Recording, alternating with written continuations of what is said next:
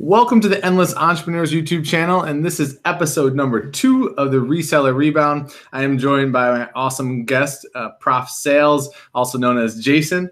Jason, why don't you introduce yourself real quick? Thanks for that intro, Luke. Also known as Jason. I love that. My name is Jason, otherwise known as Prof Sales here on YouTube, and I buy and sell things on eBay, Amazon, e-commerce websites. We talk about being an entrepreneur, being a reseller, and just having a positive community here in our little corner of YouTube. And this is going to be a great show because Luke is a great co-host. I'm excited. I had a blast last week. It was probably one of the most fun I've had doing a live show in quite a while. So I'm pumped to keep the momentum going. For those of you who are new to my channel, I appreciate you stopping in. I am a eBay seller. I also invest in real estate. I have a rental property, and I do consulting in the corporate finance world. So that's kind of my MO and the 3 things that I spend my time on. So today we have 5 questions, all viewer submitted, that we have picked. We tease the one that we're going to start with in the title here, which is kind of the age-old debate. Just to kind of plug right now, each week we are taking questions from you guys, the ones that you want answered in the comments of these videos, the episodes, or emailed to Jason or myself, which you can find information on that in the description of the video. You'll also find a link to Jason's channel. He has lots of great content there. So, definitely jump over, subscribe, and check out all the great content he has there. But please keep submitting questions. We've been getting some really good ones. It's been fun to sort through them. And I've just been kind of looking forward to debating them tonight. So let's just jump right in, Jason, and we'll read that first question. All right, we'll do a screen share here and pull it up. Are you going to pull it up, Luke, or me? I'm pulling it up. You can go ahead and pull that up. All right. All right, and let's see if so it's not going to work when I read it. You're right. So why don't I will mute and you go ahead and read for the audience. Your voice is a little more articulate anyways. Okay, so this question comes to us from Eastern Oregon Picker. And Eastern Oregon Picker asked, should you charge for shipping or should you do free shipping? I like how narrow that question is, like how they narrowed it down to just like that, just the essentials.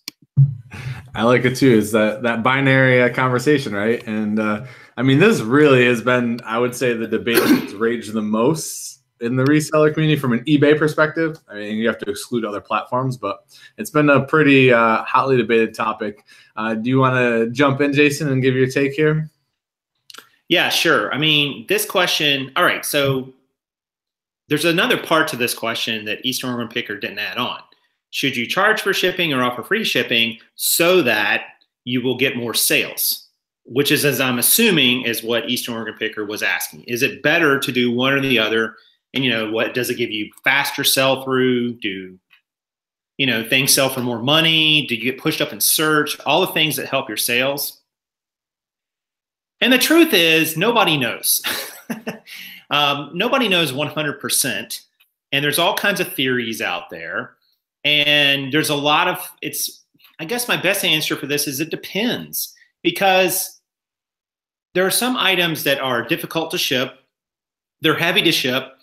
And in some people's minds, it would be a great benefit if you offered them free shipping. And in other people's, and if, as a seller, you might not want to do that just because you don't want to get stuck with a huge shipping bill. But I think a lot of low priced items that are, lower weight items that are first class or under, I think if you can incorporate free shipping, it's easy because you theoretically could offer your item. The idea is, let's say you're selling a $15 item and with $5 shipping. The question is, would it sell better if you said $20 with free shipping, which is the same amount of money, but you've got that free shipping model on there. I don't know if eBay buyers in general, or the eBay, maybe not even eBay buyers, the expectation of eBay buyers is that they will get free shipping. I know on platforms like Amazon, because of their Prime membership, they do expect free shipping. But I don't know that it makes as much difference to a lot of eBay buyers because of the types of things, because there's no Prime membership and things of that nature. And nobody's really put forward any convincing research, statistics, and so on. I mean, eBay will say to you that if you offer free shipping, you will sell through higher. But really what they're saying is some of their buyers want that. Does it make any difference or not? I don't know. Like I still have yet to see, quote unquote, the data to say it does. So I think it comes down to like on case-by-case basis with the types of items you're selling and putting yourself in the shoes of the buyer and thinking about, would I really want to fool with shipping for this? And there's lots of different ways. We could talk about shipping for a whole show easily because there's so many facets to it. But I'll just throw that out there to get it started. No, I think it's great that you hit on the beginning there, like what the actual root cause of the question is, right? Is will I sell more? Will I make more money? And I think that's what I want. What I started boiling it down to, and I was thinking about today was, will I net more money in my pocket, all like total, not on that individual sale, but total, versus if doing one or the other. And I've been charging shipping. So I've done free shipping probably my first 4 years selling on eBay. And since last September, I have charged shipping. My sales have definitely gone up. I don't think it's correlated to charging shipping. If I'm being honest, I think it's just business practices, listing, all those activities. I don't think it's tied to it. However, when I start to think about an eBay buyer, which I think is really the psychology of what we're getting into, is if you're not experiencing a significant bump in search ranking for offering the free shipping, now to me it's down to two key components. Is one, is the buyer expecting that you will offer free shipping, and will they pass your item over because it doesn't? So there's the one. And then two, is what you're offering the most competitive? Is it a super saturated competitive market where there are pennies separating you and the next person and they have tons of buying options? Or are you selling one-offs, unique, or items like that are not easy to come by, where they don't have a lot of choices? And I think that matters tremendously, because in the new market, like in the new with tags market, where a dollar separates 3 or 4 buyers and they have multi-quantity, like hundreds of them behind their single listing, that free shipping might make a big difference, right? And that dollar cheaper might make a big difference. But in the one-off market, and I'll just use like electronics, for example, right? Like vintage electronics, like I charge a lot of shipping for them, $25 to $30, but there's not a lot of options out there, right? Even if you could say the market's been a little more flooded than usual, they still go so fast that people don't have a lot of options. So they're just looking at the all-in price. And then the last thing that I really debate is from a returns perspective. So if all sales remain neutral, so you experience no bump one way or the other, it is of course more beneficial to charge shipping than not. Like if you're to say dollar for dollar, my sales will remain static, charging shipping makes more sense, because in all the returns where it doesn't fit or it wasn't your fault, you are not refunding the shipping cost on the back end to come back to you. So that was a lot, but that's kind of where I stand, Jason. I don't know how you feel about kind of that. Yeah, no, I agree with you. I think that a lot of times this question comes down for people. I mean, obviously they want to know if it's going to affect their sales, but I think sometimes in the community, the reseller community, we feel as sellers, and I'm not going to say everyone because that's not accurate, but there's some sellers out there who feel like they're victims of certain buyers. And one of the ways that they get victimized is by shipping and free shipping, not charging enough shipping, having to eat a shipping cost, item not as described, the item gets sent back and you have to refund or send them a shipping label. And those are valid. I mean, those things do happen sometimes, don't get me wrong, but you can't really approach this from a position of victimhood. I think you have to approach it, like Luke said, with a business mindset. What's going to make the most sense? What's going to move the item the quickest? Arguably get you the most dollars. Now, I will say that when you get a return and you've charged and you've given free shipping, you end up basically losing that shipping cost when you get the item back, because you're going to refund all their money. So you need to price into that, if you are going to offer free shipping, some sort of return percentage allowance, allotment, whatever you want. And that's kind of a conversation for maybe another day. But I just think that a lot of people just look at it like, I don't want to get screwed over by the buyer.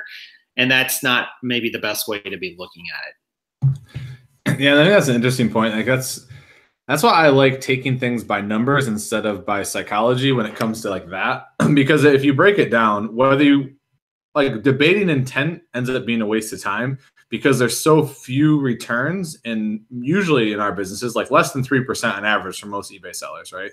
That are in apparel, at least. I know electronics is a bit higher. New tags might be slightly higher if that's like all of your stuff. But either way, it's such a small portion of your sales that debating and worrying about that, like it's not a net positive decision to spend that time on it. But on the flip side, if you just charge shipping, you really never have to worry about it unless it's not as described. And if it is such a mental block for you that you worry about it, why let that sit there? Just charge shipping, right? To me, it's just like just put the thought out of your mind.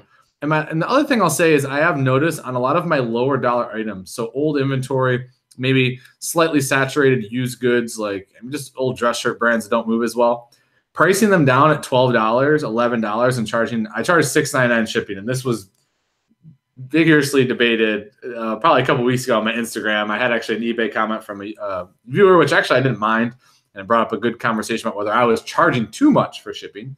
But I've noticed those items move better for me. And I don't know if it's the psychology of it's only $12 or $11 for a shirt, and they're just like, that's how they view it. Like, oh, okay.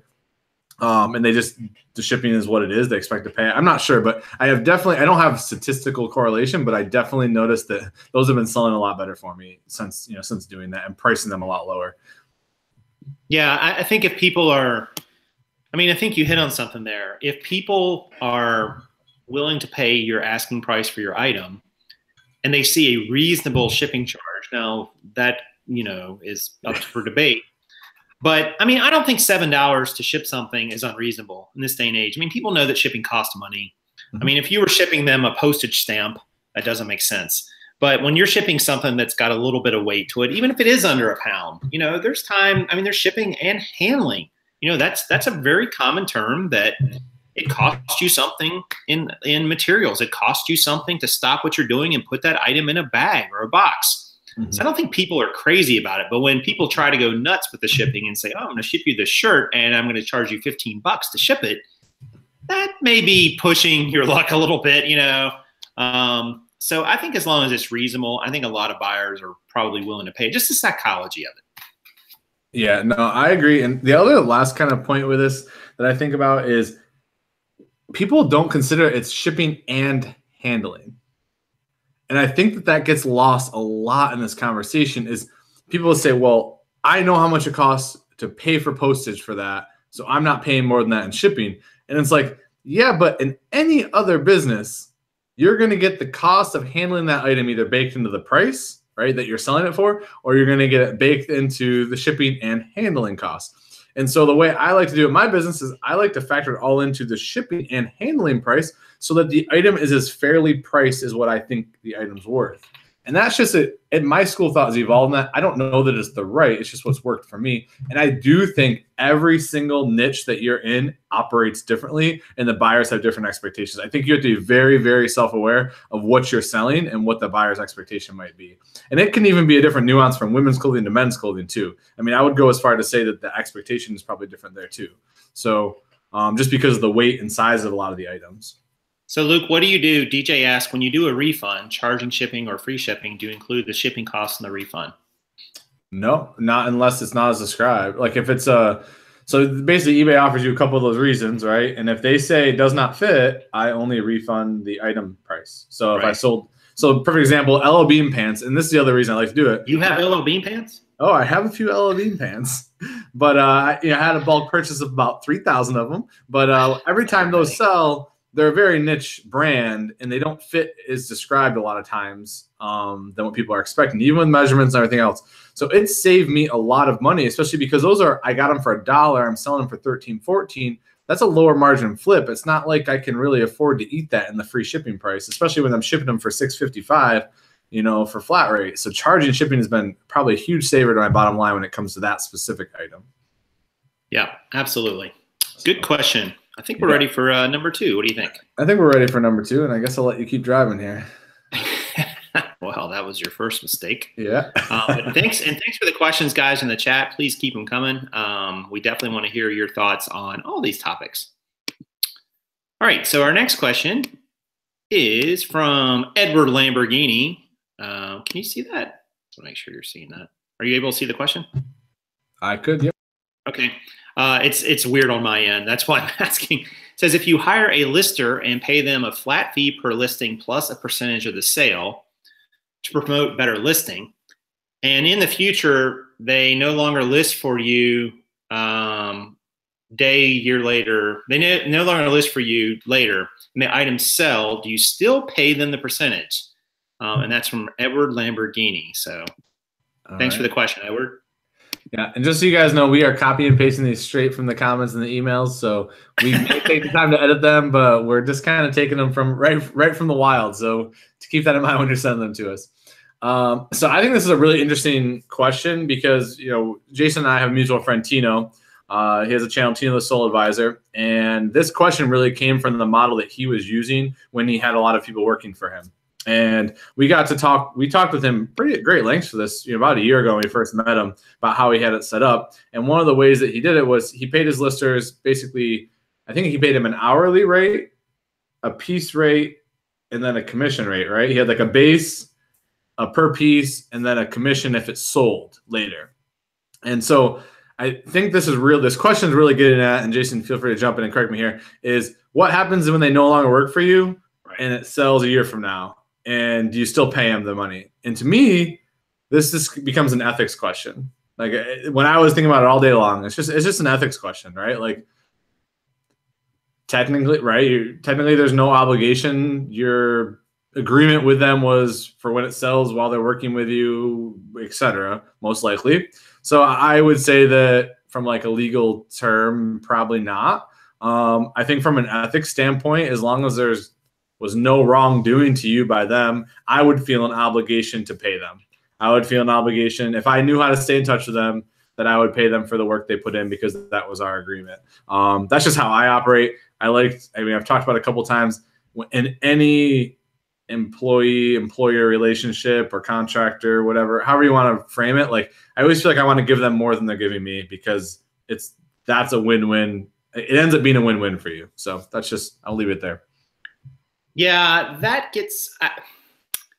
we're going to disagree on this one because I think it's kind of a pseudo ethical issue. It's not really a big ethical issue because I think there's an unwritten contract, and sometimes there is a written contract when you hire someone about what the nature of that relationship is.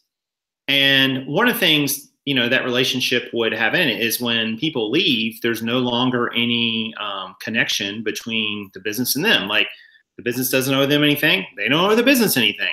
You know, suppose, let's flip it around and say you paid an employee $500 to accomplish some task for you and they quit when they were halfway through. Do they owe you $250? You know, so I mean, that would be sort of turning it around the other way. Well, I already paid you for that work and you didn't finish. Well, I quit, you know, too bad. So I think in my mind that when an employee leaves or is, you know, terminated, whatever that looks like, I think that relationship ends because I can see, I'd have to ask my buddy Jared, my accountant, but I can see the tracking and trying to pay this person after they've quit being a nightmare. Like, what are you going to do? Issue them a 1099 for $37.42 worth of commissions they earned, you know, and you're going to do that in perpetuity for the rest of your life and the rest of the life of the business. I mean, it gets into like all these logistical hurdles that I think are really hard to navigate. I'd love to be able to say I would do that and pay that person. And maybe I'm coming off as you know, not such a great business owner, but I just think that in this instance, you know, if they did something to cause them to be severed from your company for you to fire them or let them go, or they let themselves go, then any and all contracts are usually null and void, unless the only contracts that usually last after that are some sort of non-disclosure or non-compete agreements, for the most part, legally.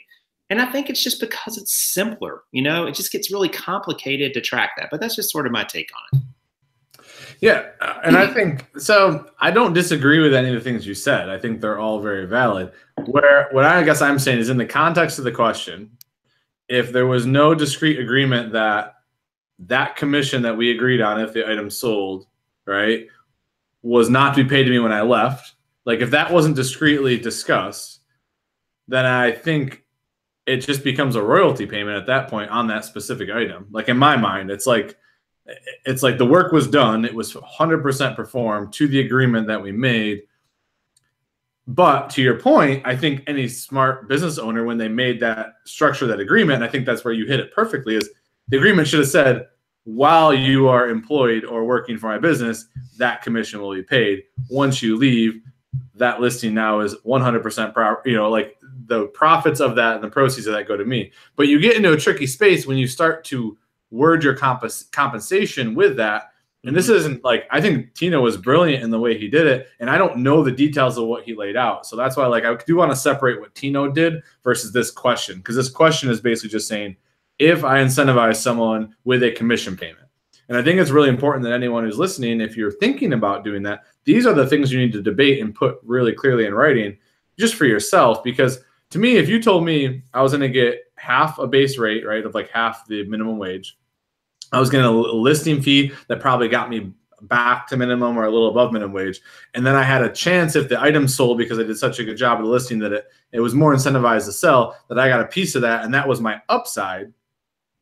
Then I would want, and maybe, and I don't know, I think it's more on the employer than the employee to discreetly decide what that is. But in either case, I would be counting on that unless someone told me when I wasn't working for you. Like, what if it was a summer worker, right? Like, if I was a college kid and I came home, which I'm putting situations about when you might hire someone, right? You might hire a college kid who's home for the summer, and he might work for you every summer. And so what if he works for you for 3 months? He's not going to work for you for another 9. He's a really hard worker. You don't know if he's going to come back.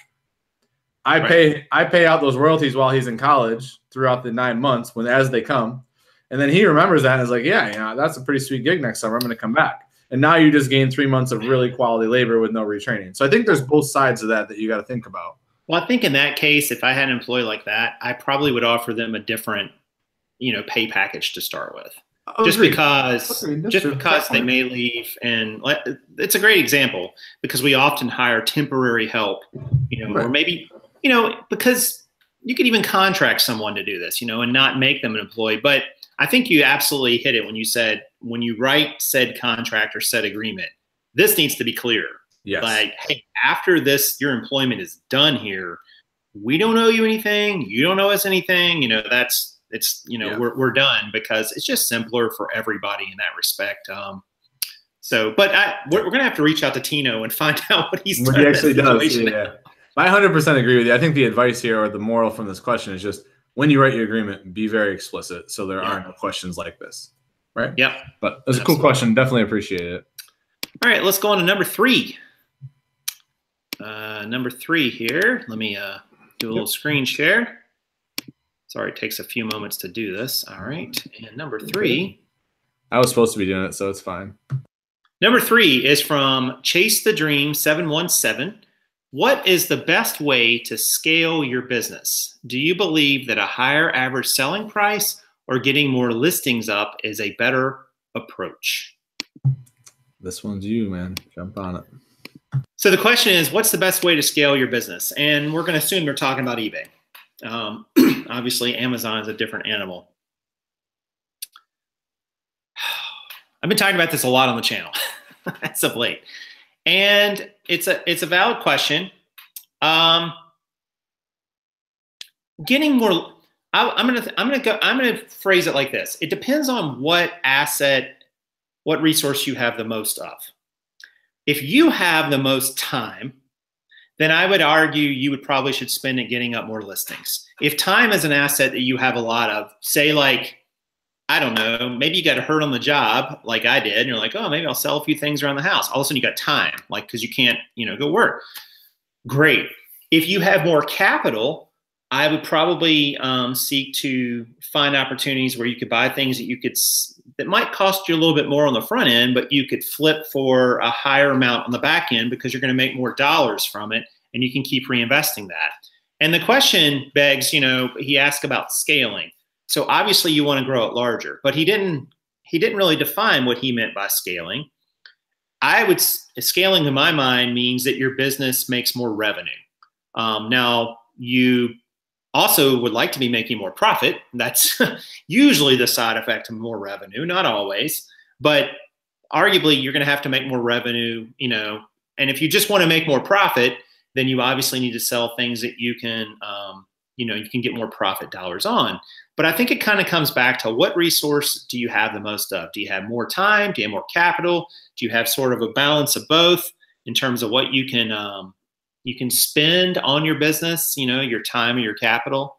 And then by taking whichever one of those you have the most of, that kind of guides your scaling business. Now that's the first part of it. And I'm going to leave more to it for Luke because I know what Luke's going to say here, Mr. LL Bean guy. But so that's what I got so far. So this is, there's just so many it depends with this question. And I think that we just try to put it into a box all the time. Like it's just a yes or no, this one or that one. This one really, really, really depends. And to me, it comes down to a couple of things Jason hit on and a couple more. Is, the first is always the time or the capital question. If all you have is time and you don't have a lot of capital, then chances are you're not going to be able to buy a lot of items that flip for a ton right away. And so you're going to have to list more lower dollar items and things you have to flip that money and reinvest. So that becomes your initial scale. And I think we use the word scale so liberally all the time. Like, I'm going to scale my business to this big. Like, well, scaling is just growing, right? It's growing what you're doing. It's being more efficient operationally and growing the size of it. Like that's what scale to me, when I talk about it or I think about it, means. So when you start and you're listing, you go from 10 to 100 listings because you learn how to list faster, you learn how to source faster, and you learn better processes. You just scaled. You scaled with one person, yourself, and you added to it. So in the beginning, I think for a lot of eBay sellers, scaling becomes a high volume game. And then what happens is you get to a point where your sales don't move that much because you can't sell more than your listing.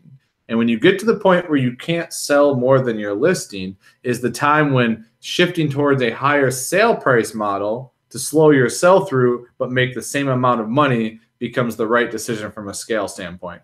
Now, I'm still only talking a one-man operation because I think that applies to 80% of our audience probably at this point. So from a one-man, part-time, full-time, whatever, when you get to the point where you can't list more than you're selling through, your business is going to shrink unless you shift the dynamic, right? And the only way to shift the dynamic and make the same amount of money is to sell higher price items at the same margin. So and sell fewer of them so that you can list more. So that's really the fundamentals. I think Jason hit on that quite a bit. But the other big piece of this is if you have the ability to scale with people resources because capital is not a constraint, then I honestly am not sure that the average sell price matters that much as the availability of the inventory, right? So if I have an unlimited supply of the items, then the scale is only hinged on my ability to scale processes with people in a space. It becomes a space and a people question. If I don't have unlimited availability to the things to sell, then it becomes more of a capital question. Can I find enough high dollar things with the people I have? So those are like the scenarios I'm always running through my head.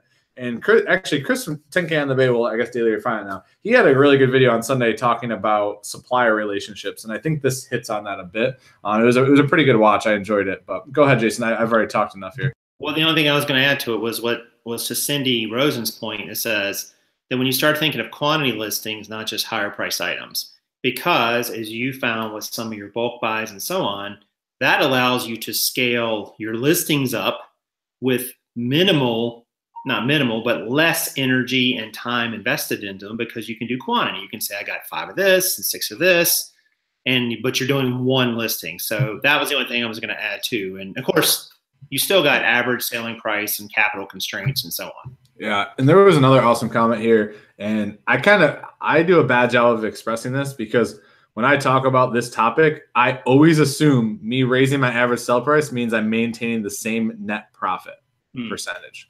Right. And so the point was high average sell price means nothing, right? Compared to your net profit. If I raise my average sell price from 10 to 100, but I'm still only making $5 on that same item, I've effectively made no more money, right? I've just inflated my sell price.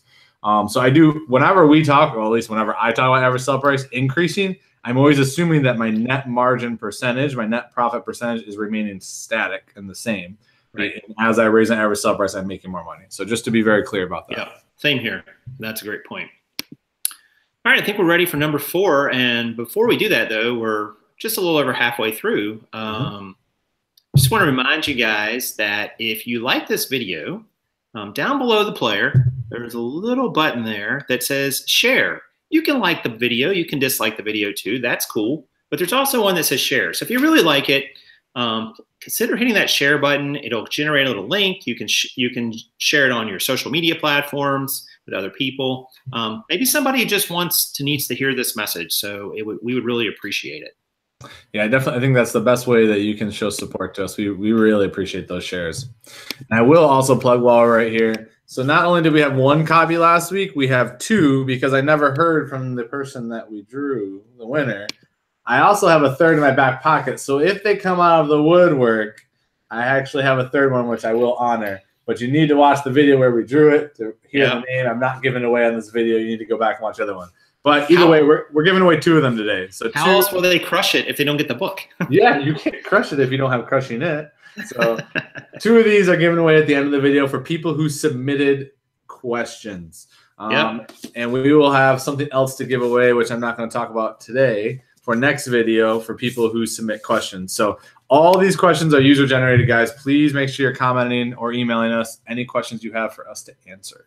Absolutely. And of course, leave a question underneath this video after it posts.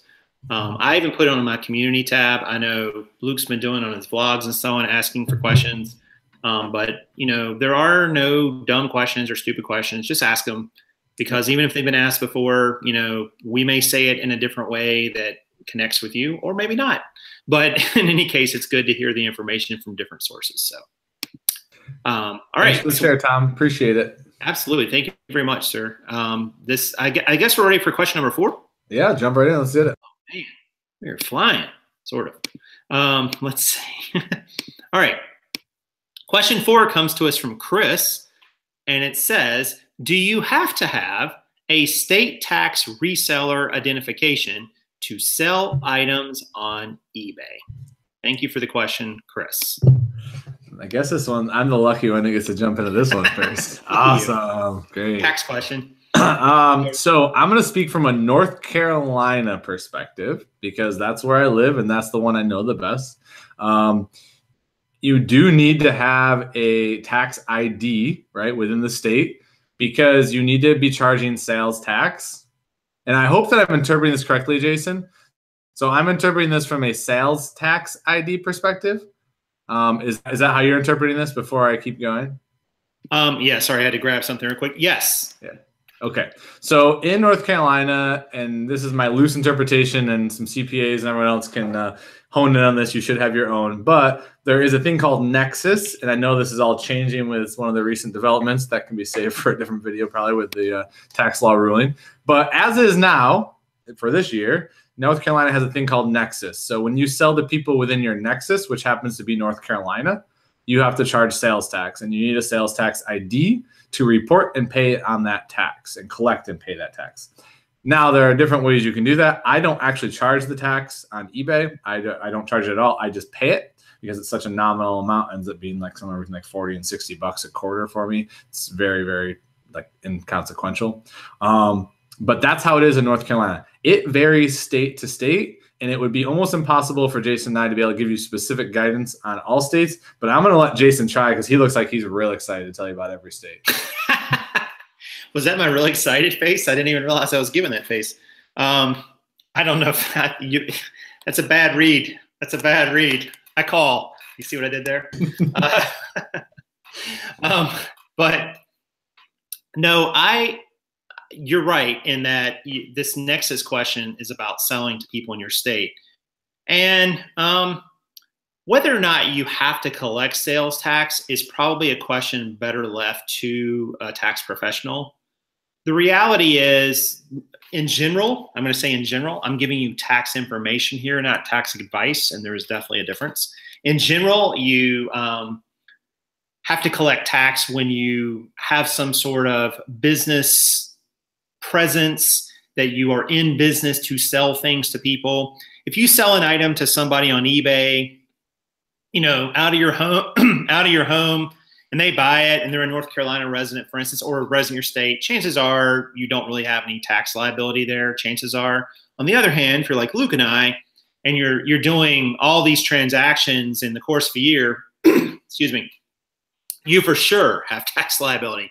But you have to go through a process to apply to sales, to apply to tax people the sales tax and collect this tax. And then you have to go through in the back end a process where you have to remit the tax to the state.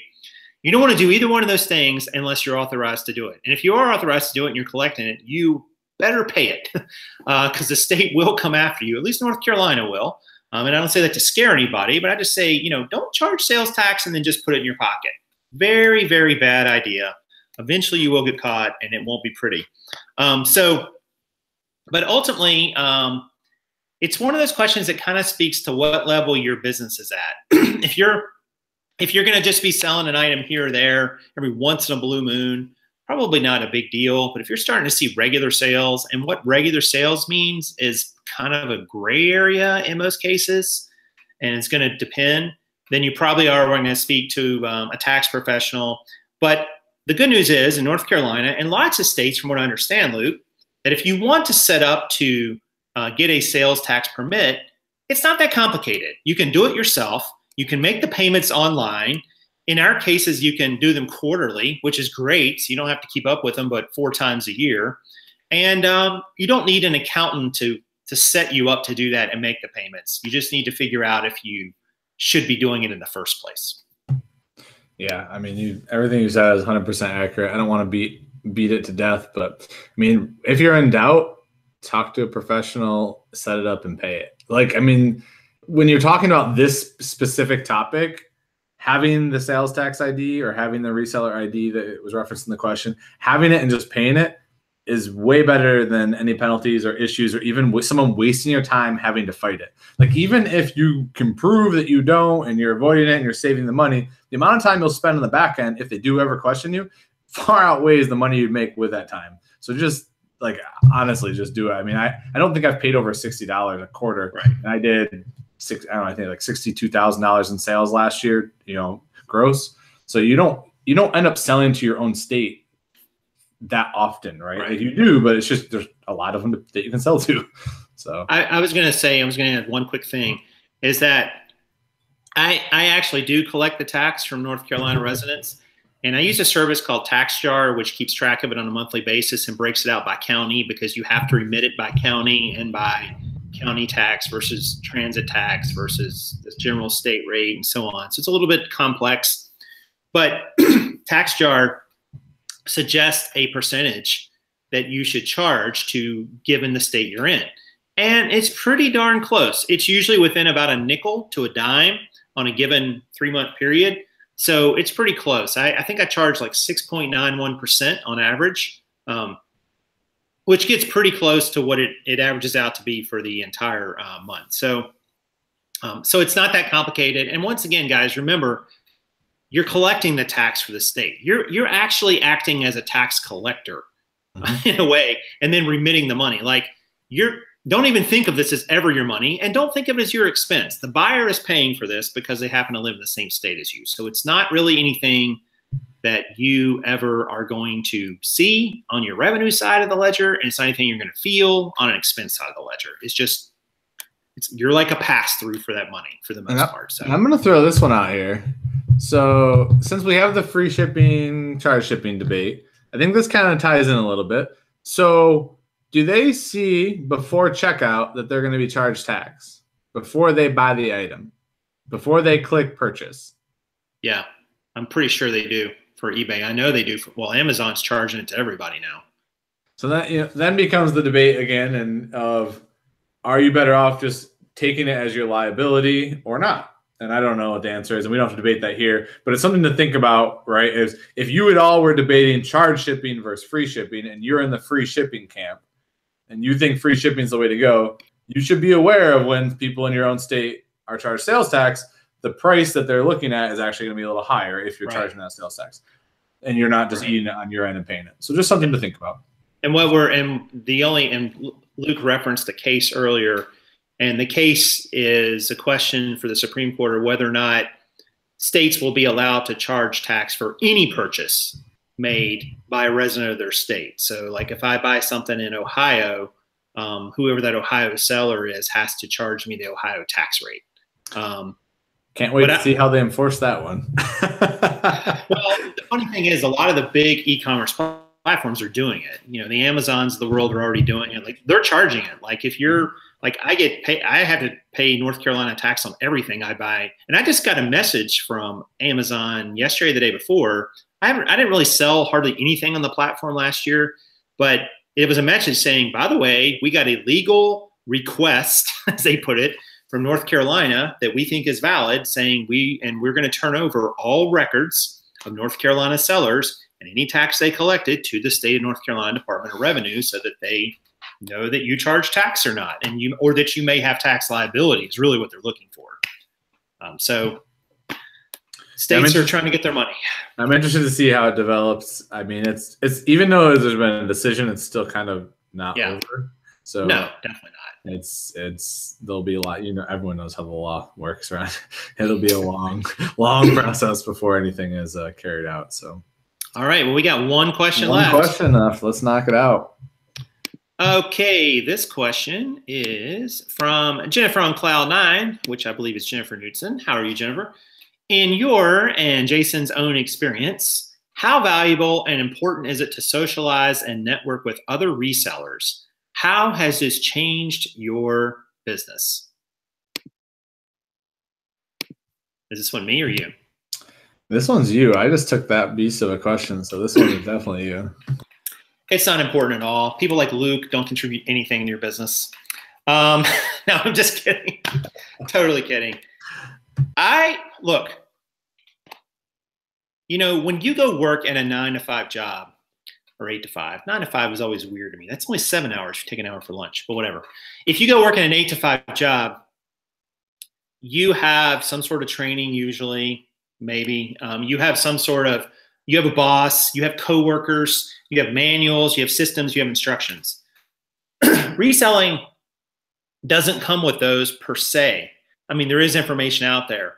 But the other people that you partner with in this business can help you move forward so much quicker, can help you avoid mistakes and pitfalls. You can learn from their mistakes, even when they don't even know they're teaching you, which is the best ones when you're like, oh, I see that so-and-so is doing this now. And you're like, and then 6 months later, like, oh, that was a debacle. They shouldn't have done that. I knew it. But it is so critically important because to have a network of people that you can bounce questions off of, that you can talk to about your day, your reseller fam, if you will. I can't really put a price on it. It has led me to so many relationships and business opportunities and connections that there is no way I would have I wouldn't have probably 75% of the success I have had without those connections. They have been incredibly invaluable, even the ones that were a connection for a while and then no longer a connection for whatever reasons. I can't tell you how important it is. And if you're sitting there alone trying to sell things, especially if your family doesn't support you or your friends and you don't really understand what you're doing, they're like, you sell stuff on a platform, what? This is a great opportunity for you to step out and make those connections, make those friendships, not only learn about your business, but develop like real relationships with people that a lot of times is missing in our modern world, right? Because we're very connected, but yet we're sort of alone. So I don't want to get all philosophical here, but there really is in our niche, this loneliness, I think that a lot of resellers feel. They feel like I'm the only one doing this and I'm the only one going through this and I'm the only one having these issues. You're not. There's lots of other people like that too. So it's all those things and probably 1,000 other things I'm forgetting. So I wouldn't put a price on it for anything. It's been nothing but sheer joy for me, all the people that I've met over this, even the ones that maybe I didn't like as much or didn't like me, I learned things from them. And that's so super valuable. So I think it's incredibly important to your business. And yeah, it was well summarized. I don't have a ton to add. I think the only things that I would add is, just I think it was about 2 weeks ago, I was doing a show with Chris, Daily Refinement, and I realized looking back, there was about a 5-month period, 4-month period this last year where I wasn't doing any collaborative shows on YouTube. I really wasn't chatting with any of the resellers on my business. I was pretty much just going it alone. I kind of taken a step back. And that's the only actually, it's the only period, really, any sustained period, I can look at my business and see zero growth. Like, I look at the plane of, like, you know, as my business is growing, and it's the only period of time where my business didn't grow. It actually kind of shrunk a little bit. And to me, that tells the entire story. Is if you're not having proactive conversations with people in your industry or business that you're trying to thrive in, you are going to miss out on so many little tidbits that could make monumental difference in your business. It might just be that one tip, right? That one thing to change in your process, or that one idea to scale. Like, I started talking to people again and setting goals and really talking about those goals publicly and talking to the resellers. And in 2 months, I now have 2 listers. I'm listing double the items I was before per month. The scale of what I'm doing and thinking about is just out of this world compared to what it was a couple months ago, just from starting to talk with people again about what I want to do. I mean, not only just from an idea standpoint, but I think we didn't really have was accountability.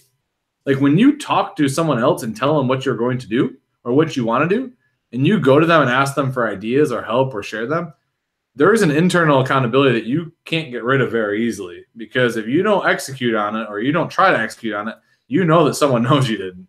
But when you're by yourself and you're like, yeah, I'm going to do that, you don't tell anyone, yeah, I'm not going to do that now. It's like, all right, whatever, that idea is gone. So I think there's also a huge accountability piece to sharing ideas with other resellers. Now, regardless of level, I prefer to always talk to people who are above me in level. I really try to do that. And then I also try to have people who maybe aren't to the stage I'm at yet, so that I can help them, because in teaching or helping, I'm also learning, as I do that. So it's like, I always like to start above so I can stretch. And then I like to start teaching what I've already known, and usually refine in between all those levels, and really just you level up all together. Yeah, that is so well said, especially the accountability piece. I wish I'd said it because that was great. And I just always think of that quote I heard probably a few months ago that said, if you want to go fast, go alone. But if you want to go far, go together. And I think you have to have a peer group. You have to have not people that are going to do it for you, but just people that are going to be there as a network of, support, a network of ideas, and a chamber to bounce things off, and just, or sometimes just to hear you rant. But I mean, it's so critical. And Luke, you've absolutely been one of those people. And I know the period you're talking about. And I was like, man, Luke hasn't been around a lot. And I was like, something's going on with him.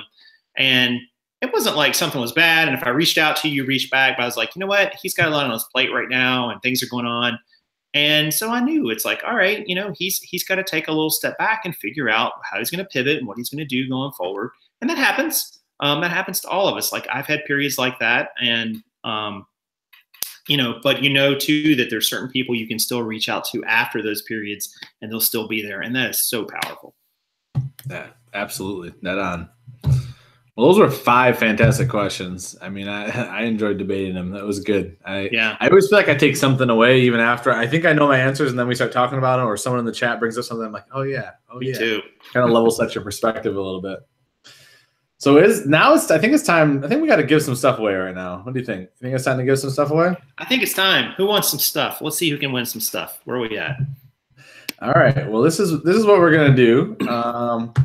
I have the list of questions here, and I have a combination of row count, and I'm going to see. We're going to do this backwards. Give me. Oh. Duncan says, give me stuff.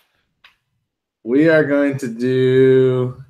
We should do it for maybe we should just do it for somebody who's in the chat too, for one of them. I don't know. Yeah, I think that's what we're just gonna do it for people who are in the chat. Well, we're gonna do it for one who's in the chat. The one from last week we're gonna give away to someone in the chat, and the one for this week we're gonna give away the same way we did last week. I love it. So I need a number that is 1 through 46. First number in the chat will help identify 1 through 46. I'm going to say 23.798. It's got to be from a viewer. First one to type it. Give me one, two. Hold up. 5. Jennifer says 5. All right, so 5.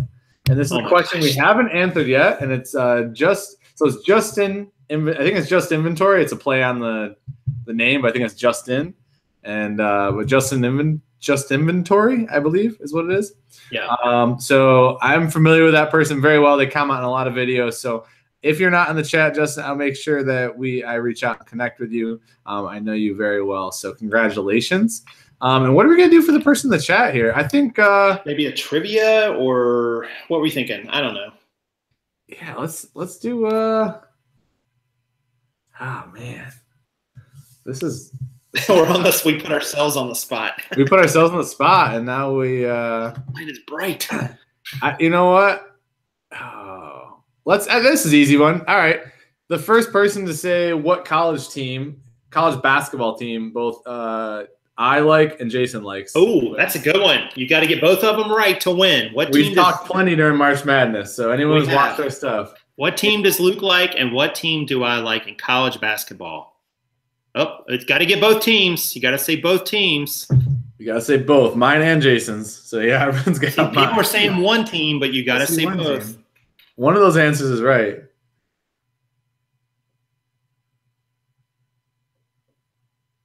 Oh, I'm gonna give a hit. I'm gonna give a hint for Jason's. Hold on, they might get it. There's a lot of people here who watch Duke and Notre Dame. Come on. Clemson, Boston, Syracuse, Charlotte. Good guess, but nope. Oh my gosh, how can you people? Some of you people watch my channel. How can you guys not know this? So Jason's team made history this year. Let me just say that. Funny, Luke. Jason's team made history, guys. Yes, they did. Oh, we're getting closer. We're getting closer. I see combinations of them, but no one's paired them together. No one's put it together yet. Close. I wear the shirts all the time. They're getting so close. All the time on my show. I've worn the shirts so many times. Both teams are in the ACC, so you guys are getting closer. I see Syracuse, Duke, Syracuse, Clemson. They're both ACC teams, and you keep hitting the same one, which you probably Villanova is not an ACC team. Yeah, Villanova's not ACC. We'll get rid of that one. This is Florida's good. ACC. Syracuse, Virginia. Roxanne wins. Roxanne won it. That was painful. She is the first one. Yes, Jason's team just making all sorts of history, so it's fine. You keep bringing that up. I sure do. You know what? We beat you twice, so you just sure did. And neither of us won this year, so that's true. Fair enough. All right, Roxanne. So if you can message, either email Jason, email me actually, or message me on Instagram with your address, and I will mail this right out to you. Roxanne's a hokey. Oh, I don't know if I can take it. Oh, that's even more of a parody there. That's okay. All right, we decided on the winners, guys. So Roxanne, just reach out to me, and I will make sure you get that book. And Justin, if you're not in the chat, I will make sure I get in touch with you and get that out. And if our winner from last week happens to watch this video, go back and watch the other one to figure out if it was you. Anything else you want to add, Jason, before we wrap up here? Besides, you guys need to submit your questions. Yes. Next week. Submit them in the comments. Submit them via email. And don't forget sharing, guys. We didn't mention that, right? We did mention that. But just now. Just now. Go ahead. That's all. Did you mention it just now? I don't think you did. No, I didn't mention it. I left that one out. There's a little button underneath the player, and it says share. And it's got like a little arrow, right? Kind of looks like the little Amazon arrow a little bit.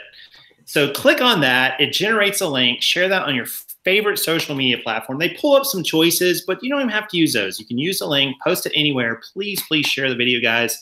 We would like to get the message out about this show. You guys are a great crowd tonight. Lots of great questions, lots of great interaction. And just as Luke said, keep them coming. Keep checking out his channel here because he has really stepped up his game with his content and what he's sharing with his business and so on. And I'm excited to see kind of where he goes, over the next months and years with this. So make sure you do that as well. It was an awesome show. Thanks, Jason, as always, for being a great co-host. And you can find Jason's channel in the chat. I'm sure all of you are subscribed to him, but if you aren't, you better go over and subscribe. Have an awesome night, guys. Thank you very much. And we will see you guys next week on Thursday, back to a normal rhythm on Jason's channel. See you guys.